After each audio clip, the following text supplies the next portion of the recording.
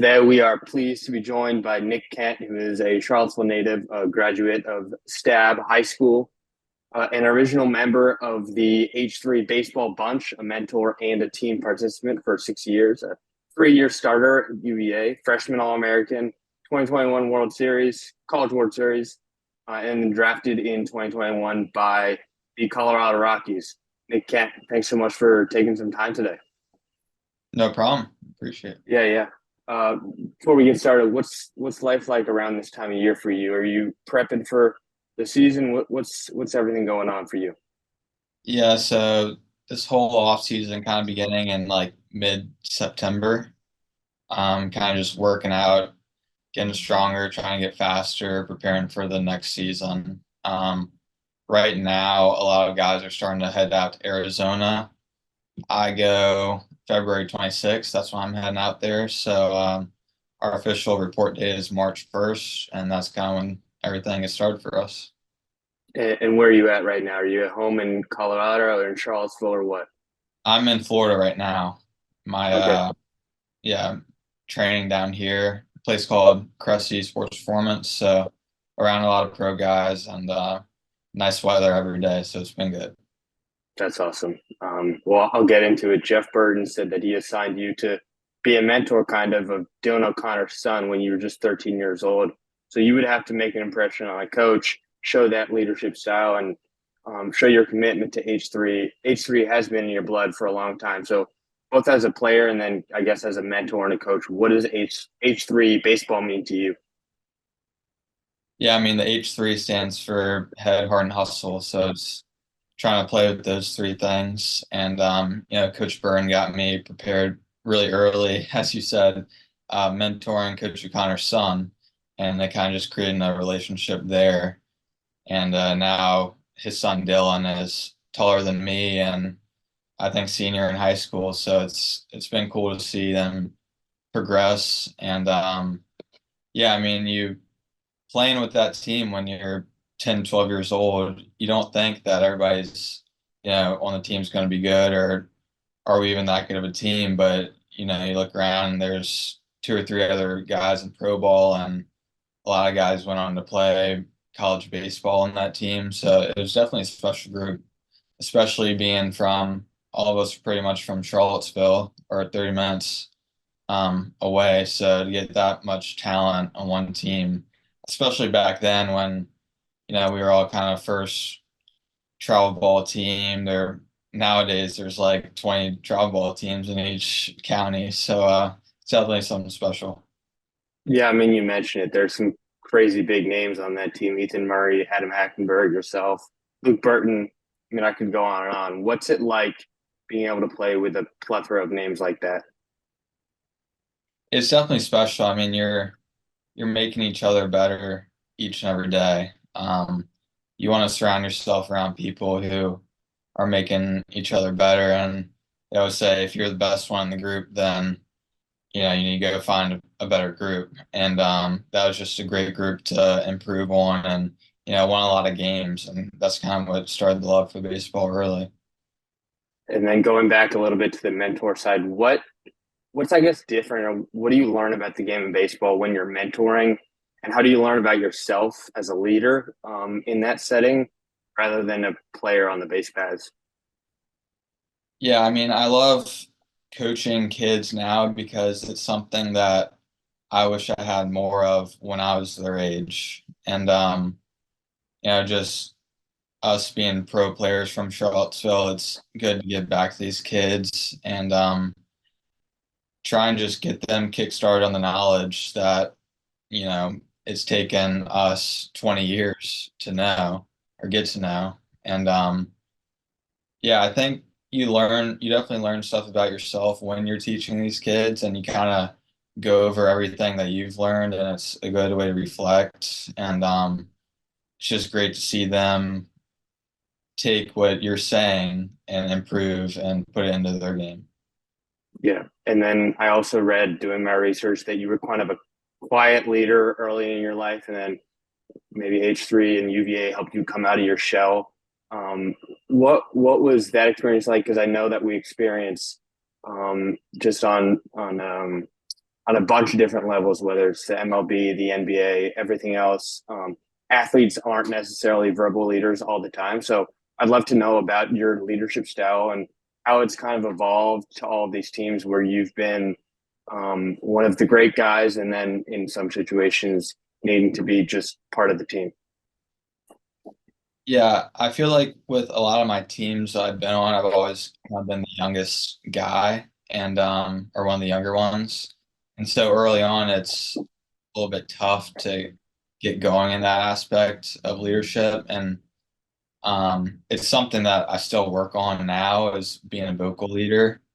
It's just something that doesn't come natural to me and working every day on that. But being a leader by example and I'm always gonna put in as much work as I can and hope that the guys around me see that and want to do the same. So I it's tough if you have a leader who doesn't do these things because then you won't really take them serious or they won't get the same response from the guys. So I think first and foremost, you got to be able to put in that work and then um, put that behind what you're saying. Right. And then in terms of your leadership style, I guess, as you're saying, how it's evolved over the years, is there anyone both off the field, on the field, wherever it may be, that you've kind of looked up to, that you look up to in a leadership role, kind of not necessarily just because of how they play the game? Yeah, I mean, I feel like there's every team in the big leagues that have the one glue guy um, on the team, the vocal leader. I think it's really important for every good team that I've been on. You need the one guy that is going to hold people accountable and can't just like let it slide by if somebody's not doing something the right way. And yeah, I mean, I feel like in the past I was okay with just being, a lead by example type of guy, but um, I realized that that might not be enough, and you need to hold people accountable. So that's also important as well. Right, right. And then one more thing about leadership. I just want to talk about maybe as you look forward to your journey throughout UVA, throughout the minor leagues, and eventually now, hopefully one day making a good career up in the majors. What do you look for both as a follower and a leader on those different teams at all these different levels? Because the dynamics are so different for each of them. Yeah, especially in, pro ball now, it's different. Your team is changing every couple of weeks, guys getting called up, sent down, whatever, getting hurt. Um, a quarter of your team is speaking Spanish. So it's hard to communicate with some of those guys. But yeah, I mean, playing at UVA, Coach O'Connor, he's one of the best leaders there is. So I learned a lot from him. And he just loves the game. So I feel like that's one of the most important things as a leader. You gotta love the game. You gotta love to be there, put in the work, and people will want to play harder for you if you do all those things. Yeah, you said it best, for the love of the game. This is why we do it. We all love baseball, and at the end of the day, it's a game, and we all got to have fun playing it or covering it, coaching it, and that's the dream. So yeah, I want to take a little bit of a step back into the Wayback Machine now. I mean, you've talked about how you've grown up in Charlottesville, grown up around the UVA program, things like that, but many people may not know that your family has a lot of athletes in it too. Your sister, I read, played soccer at William and Mary for a couple of years, and then of course your father was the head basketball coach for I think it was 17 years at Stab. So, what was the impact of sports like on your family? How prevalent was it? Was it something that you were always thinking about? Yeah, well, my mom takes credit for my athleticism, so she feels like she gets overlooked. But yeah, just growing up, athletic family, playing, competing against older sister who's athletic. Got into some fights playing basketball, but it's all good. And just like my dad being a coach, you said, I was in the gym as a kid around the older guys, kind of watching them. Um, kind of starting that gym rat and work ethic early. And I think one thing about being Coach Hassan is I feel like I've always had a pretty good idea about the game and IQ of the game, if it's basketball or baseball. So that's something that has helped me for sure. And yeah, I mean, just going to watch my sister's soccer games and kind of getting that part of the college experience and games before even going to college for myself. So it's definitely been a cool experience with that. Yeah, quickly, who's the best athlete in your family? Well, I say I am. I don't think we can get my sister to agree or my dad. So, we talk all about on the show about unique paths to where athletes and student athletes and people around the sports are to where they are today. And certainly part of your unique path is that your father was your basketball coach at St. Anne's. So talk about that experience, was what it was like both on the court and off the court. Some of how he was able to separate being a dad and a coach at the same time, and the experience of having the family be so integrated into your life. Yeah, I think he did a really good job separating it actually, because there were definitely some tough parts of it and parts that neither of us really liked, but he did a good job with kind of not really like telling me much or and just having the assistant coaches kind of coach me more. And like didn't really take it home or anything with us. And yeah, it was he wanted to keep coaching until my final year. So I know he's glad that he did that and that we got to share that experience together. Yeah, were there any funny stories that you could share about a rough practice and then you have to go home and sit at the dinner table and act like a family? Um, it's like always the car ride home, right? That's always the worst part. But no, there weren't many parts of that. It's probably worse when I was younger, and he's not really the coach. You can't really control um on the spot. But no, it was good. I mean, it's probably a good thing that he's a basketball player and he's not really, doesn't know that much about baseball. So right now it's like, he doesn't really try and tell me anything or so I think that's been a good part. Just enjoying the ride a little bit. And then quickly tell me about that basketball team. You had some pretty high profile names on there. You had a lot of success regular season and postseason. Talk about that team. Yeah, I mean, Central Virginia basketball, really good players. I mean, I play against a couple of guys who are in the NBA now and overseas. Javin Deloria went to Duke, played with Jalen Harrison, my teammate at UVA baseball. Then he went to play on football, so that just says how much of an athlete a lot of us were. And then probably my best memory I had was we won the prep league. It was at St. Chris, and or sorry, it was at Trinity, and they had Armando Bacot, who's at UNC Oh right man, now. yeah, Seems like his seventh year there, but we had one other guy who plays for Texas A&M right now. So I mean, it's just really good competition, and definitely miss competing like that on the basketball court. So definitely some great memories there. man, that's awesome. And then on the other side of the ball, well, on a different ball altogether, what was the baseball culture like at Stab? Number of high profile athletes, same as the baseball. What was the general vibe around baseball? Because I know that, especially in Charlottesville, it's such a huge sport. Yeah, for sure. So I started on varsity as eighth grader, so that's kind of where I got, being the younger guy and looking up to these guys. But I had Coach Alan Swanson at Stab, the field's named after him. So he was a great coach to have and worked with him a lot and, still get texts from him and stuff now. So it's kind of just a nice person to have in my corner. I'd been through a lot with his son played, coached for a number of years at staff, so just had a lot of knowledge. And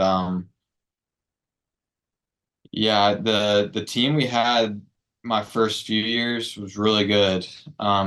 We had guys going to Cornell, Harvard. There was three or four of us going to UVA at one point.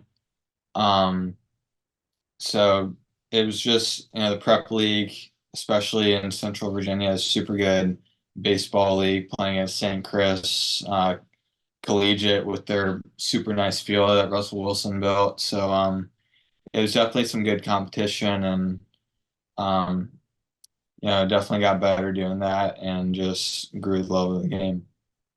Right. And I mean, you mentioned it briefly. You committed to UVA. I think it was before your freshman year. You were on the team, on the varsity team at one of the highest level prep schools in Virginia, if not the country. So committing to UVA and then being the youngest one on that team there in eighth grade, what was that experience like? Was it immediately UVA? Were you committed to that and staying in Charlottesville? How did that decision come to be about? Yeah, so I always wanted to go to UVA. I grew up going to the games. I remember being at the, Chris Taylor walk off to Sun to Omaha, base hit up the middle. But I wanted to be in the ACC. I didn't really explore SEC that much. I remember Pitt was one of the first teams to reach out to me. Um, and took a tour there. It's pretty cold. And then I also talked some to Virginia Tech, being in the ACC and close in Virginia. And I wasn't really getting as much attention from UVA, and it was close. Oh But man, I know I'm well, glad Wahoo fans aren't going to like that.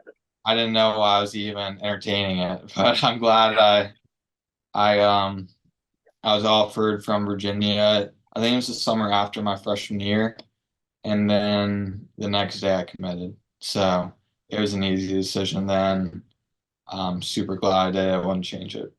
Man, that's incredible. Was there a turning point that you feel like? Was it when you made that eighth grade team? Was it some point in your freshman year that you got a call from Brian O'Connor's staff that said that they want you here? Because I know that baseball recruiting a lot of times, players at such a high caliber like you are commit at such a young age, perhaps just built on the resume from eighth grade. So, what were those conversations like as you were um, kind of navigating that different system?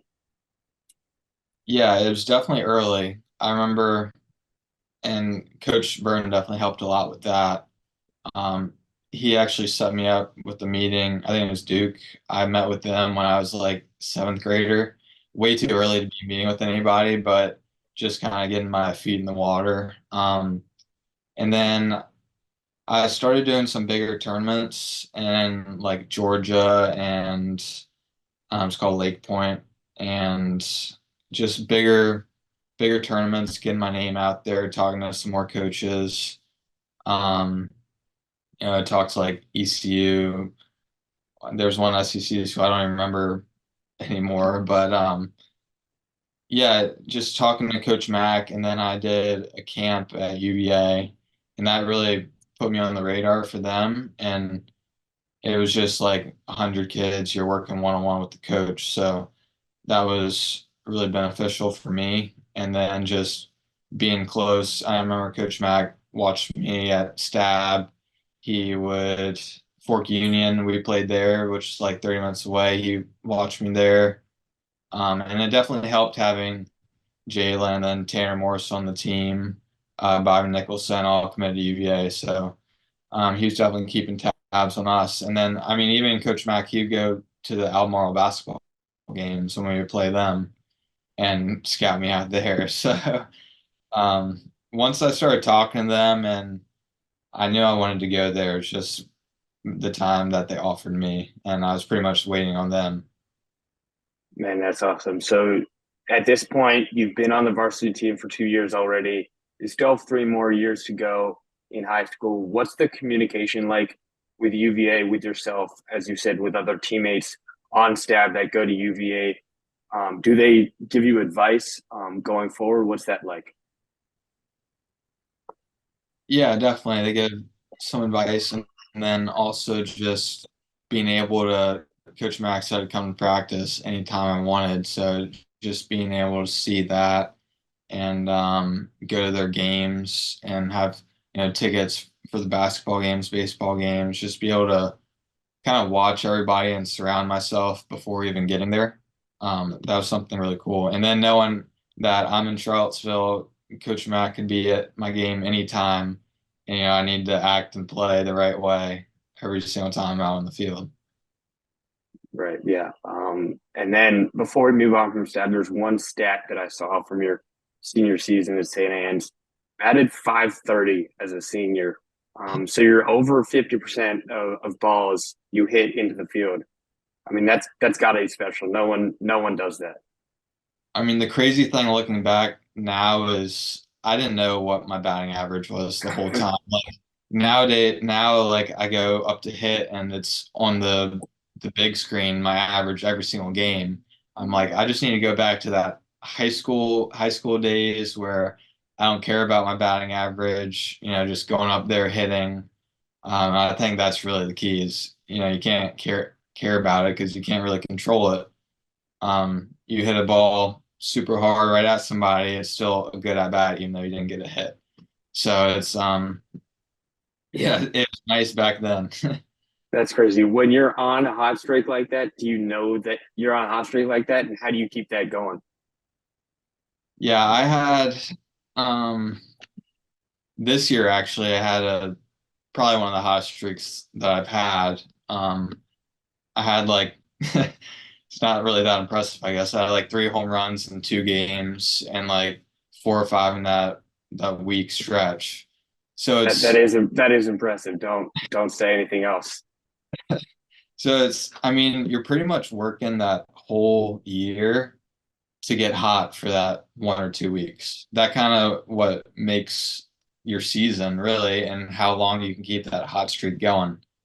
So, I mean, you can't, if you're going through the downs of it, you can't really, put too much pressure on yourself. You gotta keep working, know that, you're gonna get hot and it's gonna come. Right. And then moving to when you got to UVA, you obviously didn't have to move far, but there wasn't a big adjustment. Freshman All American, first team to earn, or first Virginia freshman to earn all ACC honors since 2009, first position player to do so since 1973. So it didn't seem like there was a whole lot of adjustment there for you for your first year. Talk about how you were really right integrated into the swing of things. No pun intended. Well, it might seem like it was seamless, but it definitely was not. Um, I was competing for the second base job my freshman year, and I started out, my first game was against Vandy in Arizona, and I started out the season 0 for 10, and I was like, man, what's going on? Like, I'm never gonna get a hit. I'm not gonna be able to play. Um, and then it kind of came down to the other guy trying to get the second base job didn't run out of ball. I got put in, and then kind of just never gave up the job from there. So it's definitely, you know, looking back, it's if one thing goes a different way, maybe you don't get to play as much, maybe you don't get drafted. So it's definitely kind of crazy that the way things work out. And then just having that really good freshman year. I mean, I can imagine being, All-American that year, and it was super special. Yeah. And then going back to that first part of the season you're talking about where you struggled, what are those conversations like both with yourself, with your family, the coaching staff, teammates? Is it a lot of just staying true to who you are and keeping determined that something will eventually figure it out, or is there some fundamental change that was made over there? I think it's about doing the little things. I was put into those early games to lay a bunt down late in the game and get, those types of situations. So being able to do those things and have that extra tool in your bag can just, it allows you to be out on the field even more and for the coaches to trust you in those situations and just be gritty and then get through that part and, show what you can do after that. Your first game in the dish, you'd grown up in Charlottesville. You got into all these games as you're talking about. You put that Virginia uniform on. You hear your name called on the loud system. You run out of the tunnel, out of the dugout. What are those emotions like? It's just really surreal being able to watch them growing up and then, you get to play on that nice field that you've been looking at this whole time. And, it's great now that, Henry Ford is freshman there. He Stabs played baseball there, so he's getting to experience the same thing. And just hope it keeps going like that and getting that local talent because it really is a dream come true. Yeah, that coaching staff, Brian O'Connor, recently talked about how important the Charlottesville to UVA pipeline has been. And yeah, it just shows how much they put into it, how much they care about this program and keeping it strong. So I want to move on now to the 2020 season, which obviously we know how that one ends. But coming off of your freshman All-American stint, what was the mindset? What were some of your goals for that season? And how did you prepare to do so in the off season? Yeah, so I went to the Northwoods that uh, summer for summer ball. Had a really good year there. Ended up, tweaking something in my shoulder. Um, Came back to UVA to rehab. So really for me, it was I want to be out on the field. I can't be hurt for the first couple weeks of the year. So just getting my body ready, that was the biggest thing for me. And then we opened up that year in Pensacola playing Oklahoma. And I mean that Friday night game was awesome. We beat them.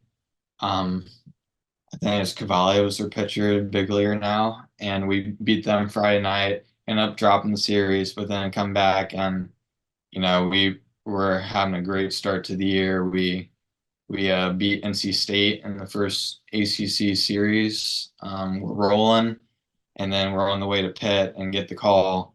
Pull over the bus for a little bit. Things are going on with COVID. We end up seeing that Ivy League cancels their season.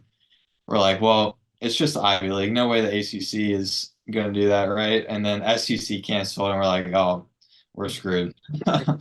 And so I still remember the day we drive back to Charlottesville. Everybody's like, what's going on? The senior guys are like, is this going to be my last game? And definitely just a tough time for everybody. And I kind of just try to navigate that and figure out what's next. Yeah, I mean, you took it where I did. COVID, obviously, college baseball starts, I'd say mid to late February most years, and obviously the pandemic was early March. So basically, lost your entire season, one of your three seasons at UVA. I can't imagine I mean, you were talking about the emotions on that day that you found out. That was just wild. So, what was, I guess, in the immediate weeks after that? Did you all just go back to grounds and hunker down in your dorms? Was it training at the dish? What was it like then? I feel like everybody went home. They kind of said, go home for a couple weeks and we'll see what happens. And some guys did stay around grounds. I mean, I didn't have to go far to go home. So, still hit a little bit, but I mean, everything was shut down. Um, Everybody went home. We would have Zoom calls with Coach O'Connor and kind of just keeping tabs on everybody. I ended up playing a little bit once things started opening up in like a Northern Virginia league. I really one of the worst parts was I was supposed to go to the Cape that summer, and it was literally one of the only summers that it was canceled. So, lose half a year of college baseball and then don't get to go to the Cape. My parents already had an Airbnb set up and everything. So that was definitely tough, kind of getting through that, and but you know what, it all works out, so it's okay. Yeah, I mean, what were the conversations like following, I guess, the cancellation of the ACC tournament? Did you feel like that you now had a chip on your shoulder because you thought that you were gonna go far that year, had a lot of work to do, not only yourself but the whole team. What was the mindset after? I mean, not just your season personally got canceled, but the entire Wahoo season got canceled. We definitely had a little chip on our shoulder of, we were rolling and this happened to us, but um, it definitely made everybody work harder, I think. You know, you can't really go to the gym during that time, so a lot of us are doing workouts in our basements, and we would send in our workouts every day to the coaches and the team, just holding everybody accountable. And that it definitely makes you hungrier the next year when you're actually able to play and you get to go out and have fun with your guys. And I feel like it made us closer in the end, and especially that junior year when we made it to Omaha and kind of just going through everything together brought us closer. Right. And I mean, obviously COVID is not a unique situation to me or you, but relative to the rest of baseball history, it's incredibly unique in that you couldn't do anything for almost a half a year. So your training regimen was clearly off. What was a day like for you? Did you put in three workouts and send them all in? It's a lot of What were they getting boring you into? it's a lot of boring stuff going on. I remember actually it was my 20th birthday in April.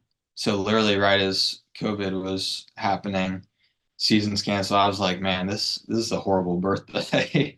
um, Basically just sat outside for a little bit and that was it. But yeah, I mean, I basically just did workouts in my basement, went and hit at the little league I played at.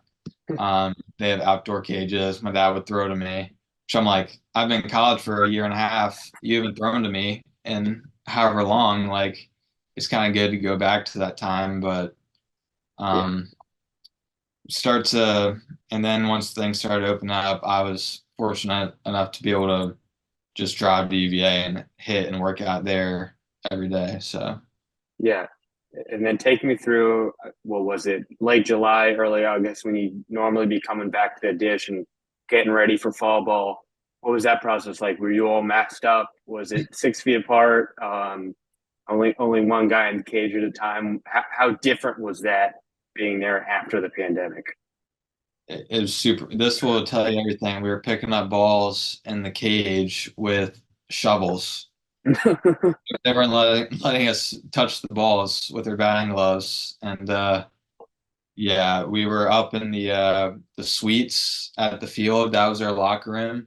So it's basically like my roommates had one suite for us, and we actually had a wasp nest right outside the door. So that was a journey getting in there every day. But um, yeah, masked up all the time, having to do saliva tests, COVID tests, not being able to hang out with each other on the weekends.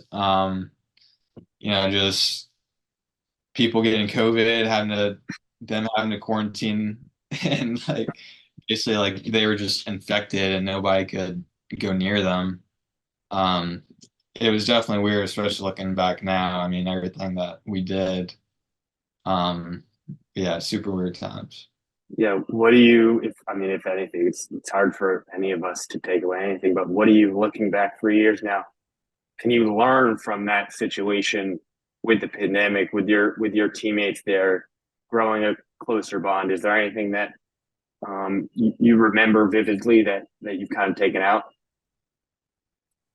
Yeah, I think it's like, it can always be worse. We're still able to be at the field practicing, kind of just suck it up. Who cares if you have to wear a mask? Just do it. And people are losing loved ones from this. So, it can always be worse. Yeah.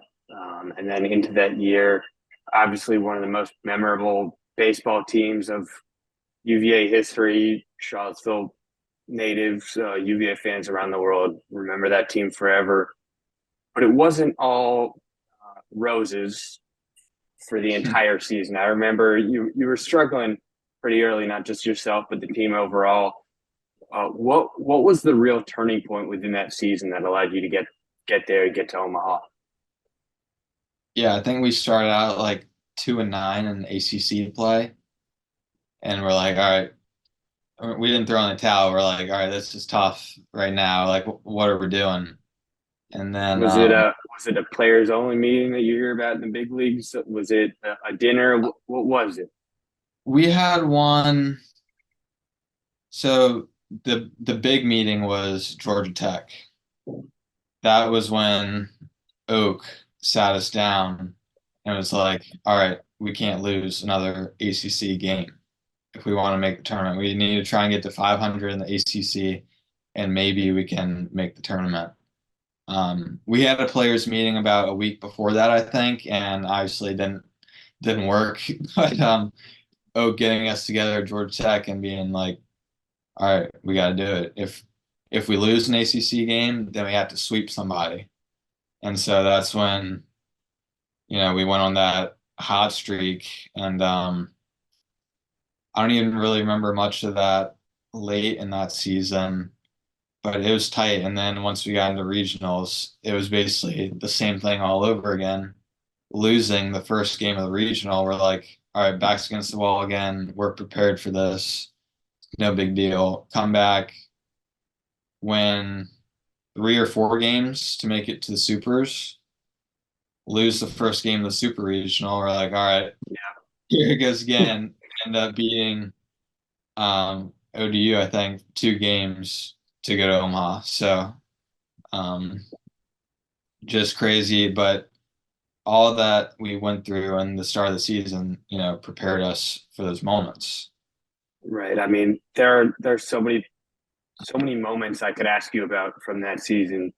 Devin Ortiz, obviously Stephen Schock took the world by storm that Yeah. year.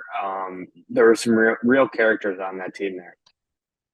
Yeah, I mean, all the struggles and everything just brought us closer. I mean, those are to this day some of my best friends and will be. So it was definitely just a special group we had, a lot of good guys on the team, one of the best for each other. So it was definitely a fun time, especially just being in Columbia, South Carolina for 2.5 weeks, just chilling, playing Yeah. some regional games.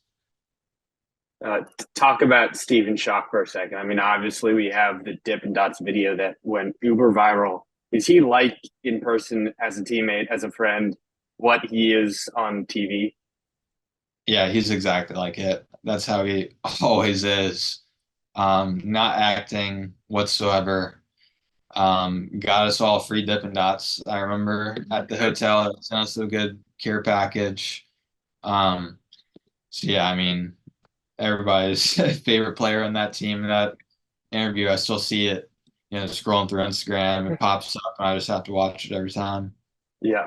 And then, I mean, you eventually lost to a loaded Texas team, as everybody knows. What were those conversations, I guess, following the season like? And what was that culminating series experience for you and for the team?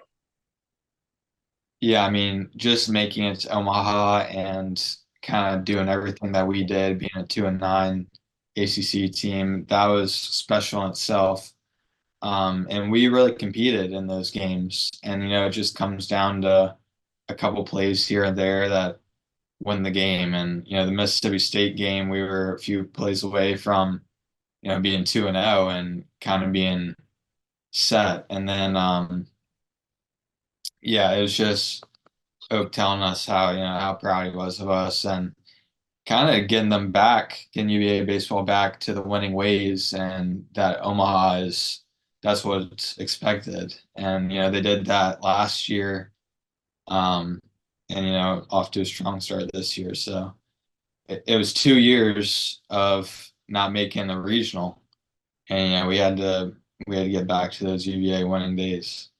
Right. Then I'll get one more with you before I move on.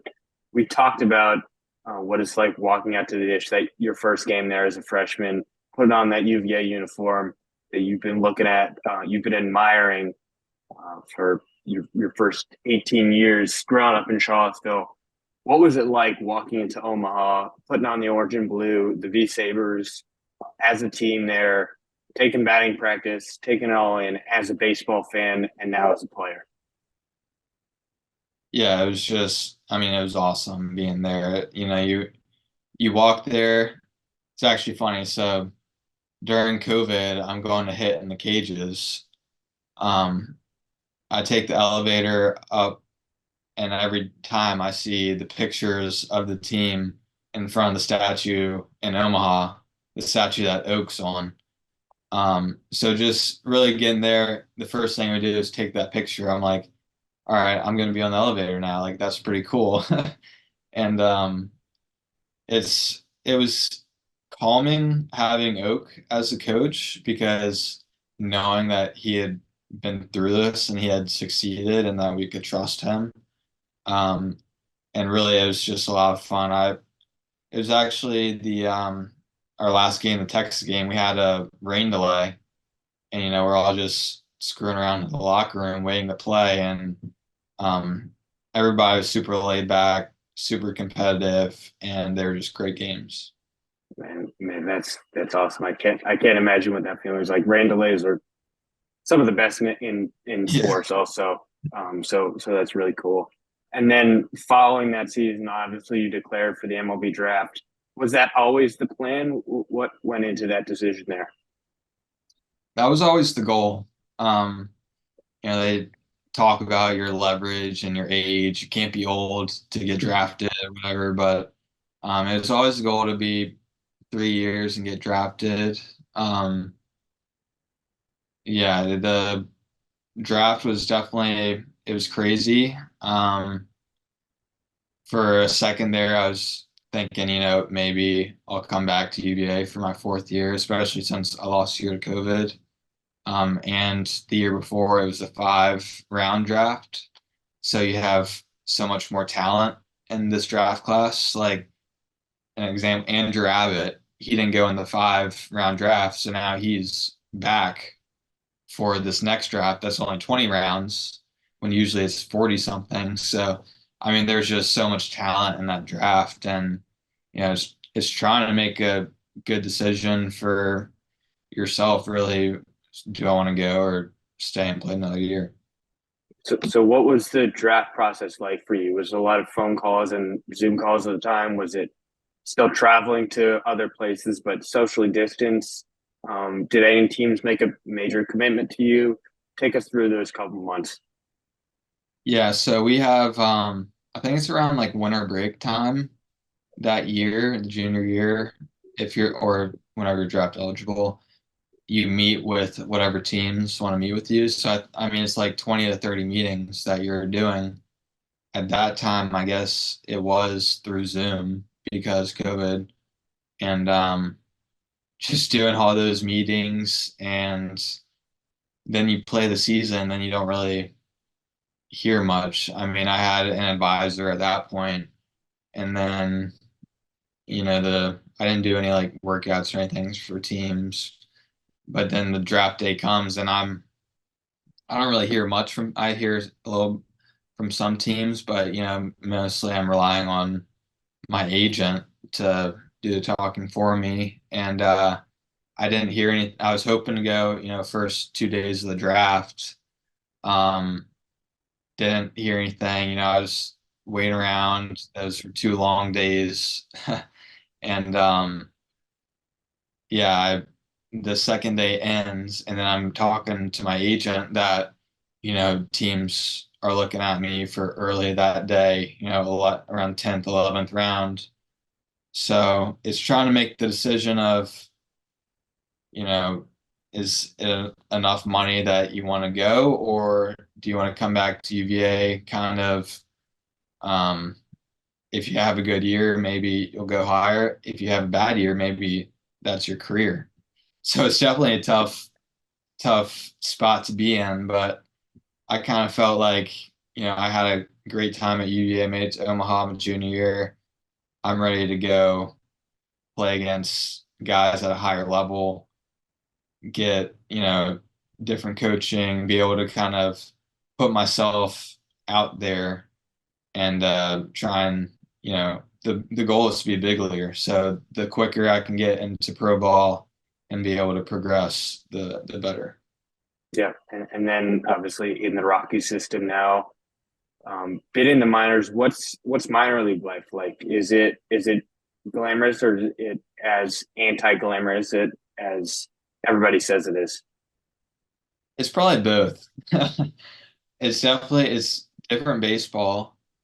Um, the rookie ball, I mean, going from you're competing in the College World Series to you're playing some of these rookie ball games where the pitcher is throwing 99 as doesn't know where it's going, and you're playing with some 18-year-old kids who are right out of the draft or signed when they were 16 in the DR.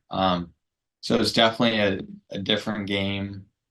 It's, you don't have this one team that you're super close with in college. It's, some people are just playing for themselves. It's more individualized. You're focused on player development, not, you know, everybody wants to win. We're big with the Rockies on we want to win every single level. But it is definitely more of like a everybody's trying to improve and move up. So it's different for sure. And trying to get like navigate that and still be competitive like I was in college and trying to, put yourself in that headspace.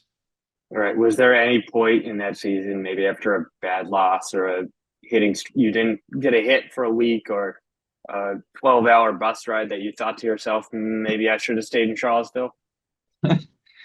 Yeah, definitely. There's times. So I started out my first, it's half a year, your first year in pro ball, and I stayed in the complex league, which a lot of us as Rockies did. Played a couple games a week, had a all right first start to my pro career, and then put in a lot of work that off season. Come back the next year, ready for my first full year, and then I break my hamate bone in my hand like the second week of spring training. Now I'm out. It was like 9 weeks rehabbing, trying to get back, and then definitely not the start to the year that I wanted to have there. We talked about the batting average. I would look up on the board and it'd be under 100 at times while I'm just trying to get going. My hand, um, set me back a little bit. And it's like you just gotta keep grinding, keep working. I end up getting my average up to 200 at the end of the year and was so happy about that, which is crazy. You talk about hitting 500 in high school. I mean, it's just a completely Yeah. different game. What were some of the adjustments that you would go through going from college and then different parts of the minor leagues? Yeah, I think a lot of it for me, especially this year, I had a really solid year the whole year, learned a lot, physically and mentally. So it's kind of just like honing in my approach, trying to be maybe a little bit more selective, especially early in my pro career. I was maybe swinging at a pitcher's pitch early in the count, hitting weak contact, getting myself out. So it's really just trying to get good pitches to hit, drive the ball oppo, and working on that approach. And then with my swing, just learning how my body works and how to move efficiently and powerfully, and just working on like my sequence of getting my hips first and then my shoulders and my hands and keeping my hands back as I'm going forward.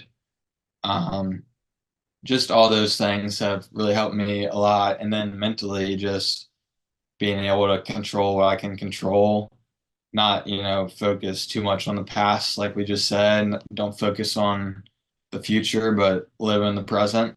And just trying to, be happy every day, be grateful, and just have fun every day. Yeah, I mean, Yeah, you said it right there. That's what baseball is, as we've been saying, just trying to have fun each and every day.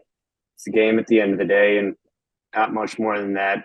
Before we move on a little bit, I want to take a divergent off from baseball. I understand that you got married about last year to your high school sweetheart, Claire. You had to live with her, live apart from her much of the year during pro baseball. So, first of all, getting married at such a young age, congratulations on that. And then, what's it like being able to navigate life apart? Yeah, I mean, it's been great.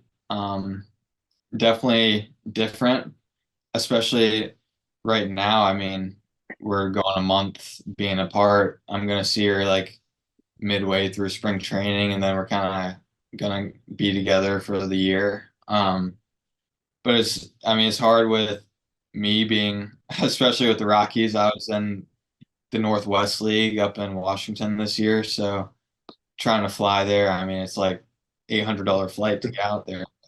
She was able to be with me pretty much all of this year, so that was great. And then this off season, we've been apart a little bit.